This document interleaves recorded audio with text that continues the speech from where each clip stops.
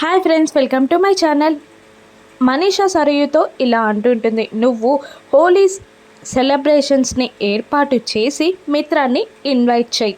అక్కడికి మిత్ర వచ్చేలా లక్ష్మి ఒప్పించేలా నేను చేస్తాను. ఆ తర్వాత రీయూనియన్ పార్టీలో లాగా అక్కడ మత్తులో మిత్ర నా మెడలో తాళి కట్టేలా నేను చేస్తాను. నా మెడలో తాళి పడితే అరవింద ఆంటీ కూడా ఏమీ చెయ్యలేరు.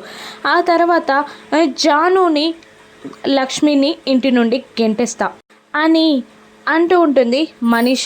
అసలు మిత్ర పార్టీకి వస్తాడా, లక్ష్మి ఎందుకు ఒప్పిస్తుంది అని అడుగుతూ ఉంటుంది సరియు. అవన్నీ నేను చూసుకుంటాను, నేను చెప్పింది నువ్వు చెయ్యి అని మనీష అంటూ ఉంటుంది. అలాగే అని సరయు అనగానే ఆ తర్వాత నీకేం కావాలో నేను హెల్ప్ చేస్తా అని డీల్ మాట్లాడుతుంది మనీష. అలాగే అంటుంది సరయు. ఇక మనీష అక్కడి నుండి వెళ్ళిపోగానే అసలు మనీషాకి మిత్రాకి పెళ్ళైతే మీకేంటండి యూజ్ అని సరియు పిఏ అడుగుతూ ఉండగా ముందు లక్ష్మి ఇంట్లో నుండి వెళ్ళిపోతుంది. ఆ తర్వాత మిత్ర ఫారెన్ వెళ్ళిపోతాడు మనీషాతో పాటు. అప్పుడు Nandan lucky group of industries అన్నీ మన సొంతమవుతాయి అని సరియు అంటూ ఉండగా, అబ్బో పెద్ద ప్లాన్ వేశారు మేడం అని అంటూ ఉంటుంది సరియు పిఏ.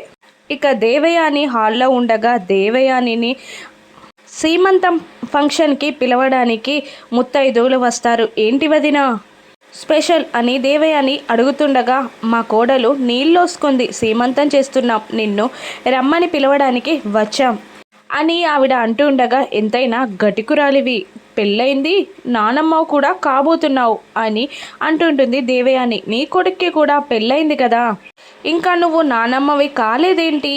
నేనైతే ఆల్రెడీ సంవత్సరం లోపు నా చేతుల్లో మనవన్ని పెట్టాలి అని కండిషన్ పెట్టి మరీ పెళ్లి చేశాను.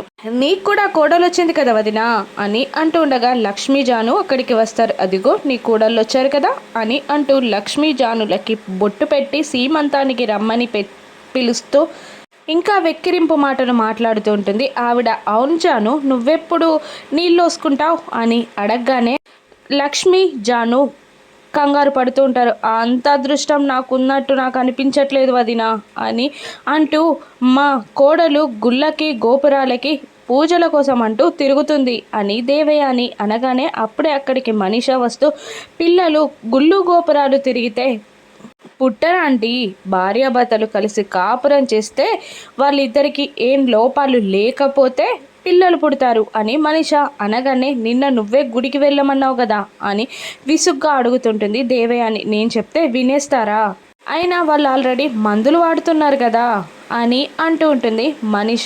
మందులు వాడడం ఏంటి వదినా అని ఆ వచ్చిన ముత్తైదు దేవయానిని అడుగుతూ ఉండగా మళ్ళీ మనీషానే, వివేక్లో లోపం ఉందని వీళ్ళిద్దరూ మందులు వాడుతున్నారు అని అనేస్తుంది. వచ్చిన ఆవిడ, వివేక్లో లోపం ఉంటే మీ కోడలు ఎందుకు మందులు వాడుతుంది?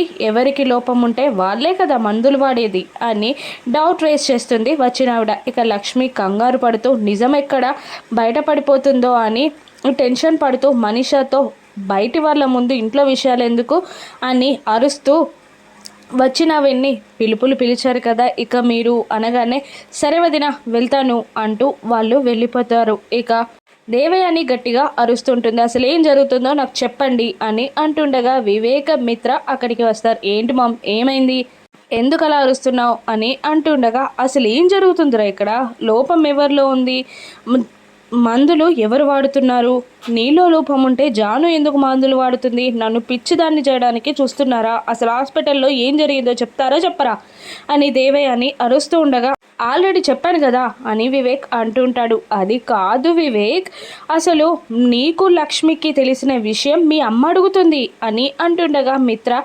లక్ష్మికి వివేక్కి తెలిసిన విషయం ఏంటి అని అంటూ ఉండగా లక్ష్మి కంగారు పడుతూ ఉంటుంది. అదే అన్నయ్య, ఏం లేదు, లోపం నాలోనే ఉంది, మందులు వాడుతున్నామని చెప్పాం కదా అని విసుక్కుంటాడు. ఇక అసలు నాకు నానమ్మయ్యే అదృష్టం ఉందో లేదో బాధగా ఉంది అని అంటుండగా మిత్ర, వాళ్ళు ఇంకా చిన్నవాళ్ళే కదా పిన్ని అని అంటూ ఉండగా జాను గిల్టీగా అక్కడి నుండి వెళ్ళిపోతుంది. ఇక వివేక్ పరుగున వెళ్తాడు, తన కొంగే పట్టుకొని తిరుగుతాడు, కానీ పిల్లలు మాత్రం పుట్టట్లేదు.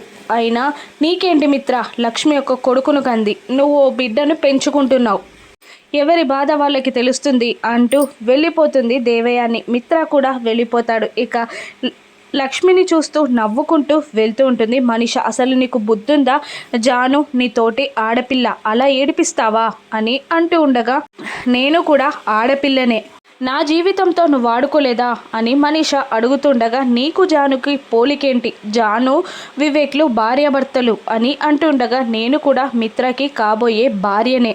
జానుకి వివేక్ కావాలి, నాకు మిత్ర కావాలి. అయినా ఇదంతా అనవసరం, నేను చెప్తున్నాను విను. నీకు ఇచ్చిన 24 hours టైం ఈ రోజుతో ముగుస్తుంది కాబట్టి నాకు మిత్రతో పెళ్ళి కావాలి, నువ్వే చెయ్యాలి. నీకొక బంపర్ ఆఫర్ ఇవ్వనా, రేపు సరియు ఇంటికి వచ్చి మిత్రాని హోలీ సెలబ్రేషన్స్కి పిలుస్తుంది. నువ్వు ఎలాగైనా మిత్రాన్ని ఒప్పించి నన్ను మిత్రాన్ని ఆ హోలీ సెలబ్రేషన్స్కి పంపించు. ఆ తర్వాత అక్కడ నేను చేసేది చేసి మిత్రతో తాళి కట్టించుకొని ఇంటికి వస్తాను. ఇది తప్ప నీకు వేరే ఛాన్స్ లేదు అని అంటూ బెదిరించి అక్కడి నుండి వెళ్ళిపోతుంది మనిష. లక్ష్మి ఆందోళన పడుతూ ఉంటుంది. మరోవైపు రూమ్లోకి వెళ్ళిన వివేక్ని, అసలు వాళ్ళు అడిగిన ప్రశ్న కరెక్టే కదా, మీలో లోపం ఉంటే నేనెందుకు మందులు వాడాలి, మీరు నా దగ్గర ఏదో దాస్తున్నారు అంటూ వివేక్ చేని తన తలపై పెట్టుకొని చెప్పమన్నట్టు, నిజం చెప్పమన్నట్టు అడుగుతూ ఉండగా, ఇంత సెన్సిటివ్ విషయాన్ని నువ్వెందుకు ఇంత రచ్చ చేస్తున్నావు, నా మాట నమ్మకపోతే ఇక నీ ఇష్టం, నేనేం చెప్పలేను, ఒక 3 నెలలు ఆగు. అమ్మకి ఓపిక లేకపోతే నీకు కూడా ఓపిక లేదా?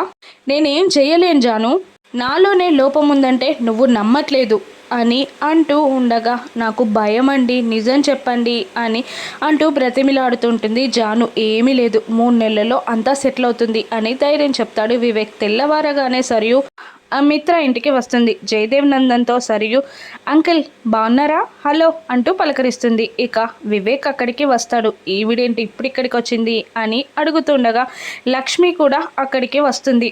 హాయ్ లక్ష్మి అని సరియు అంటుండగా, హలో కూర్చో అని అంటుంటుంది లక్ష్మి. నేను రావడం నీకు ఇష్టమేనా అని సరియు అడుగుతుండగా, ఇంటికి శత్రువు వచ్చినా మర్యాద చేయమని పెద్దవాళ్ళు చెప్పారు అని లక్ష్మి అంటుంటుంది. మిత్ర లేడా అని సరియు అడుగుతుండగా, మిత్ర స్టెప్స్ దిగుతూ వస్తూ ఉంటాడు. ఇక సరియు ఎలా మిత్రాని హోలీ సెలబ్రేషన్స్కి ఇన్వైట్ చేస్తుంది. మిత్ర ఒప్పుకుంటాడా? ఆ తర్వాత లక్ష్మి మిత్రాని ఒప్పిస్తుందా? అక్కడ మిత్ర లక్ష్మిలా బంధం పూర్తిగా విడిపోతుందా? లక్ష్మి మనీషాని పెళ్లి చేసుకోమని మిత్రాకి చెప్తుందా? అరవింద ఎంట్రీ ఎలా ఉండబోతుంది? లక్కీ తన కన్న కూతురని ఎప్పుడు తెలుస్తుంది? ఇరాను నెప్సెస్లో చూద్దాం. Thank you for watching.